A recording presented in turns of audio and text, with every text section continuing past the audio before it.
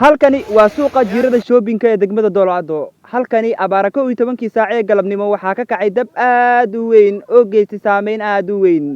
goobtani oo ahayd goob ganacsi ayaa waxa uu dabkani ka dhigay gooba aad u burbursan. sidoo kale goobaha ku hareeraysan goobtani iyo suuqani ayaa waxa uu dabku u geystay saameyn aad u culus. haddaba dabkani oo socday muddo ku dhawaad 7 saacadood ayaa ugu dambeyn lagu guuleystay in la damiyo. hase ahaatee 7 saacadood ee dabkani uu socday ayaa lagu guuleysan waayay in la damiyo sababtoo ah dabkani ayaa geystay saameyn aad u weyn. sidoo kale goobaha gubtay ee goobtan ku yaalo ayaa ahayd goobo isku raran ah. waa saaxiibkiin Xuseen Indey oo idin leh sidaas iyo nabadgelyo.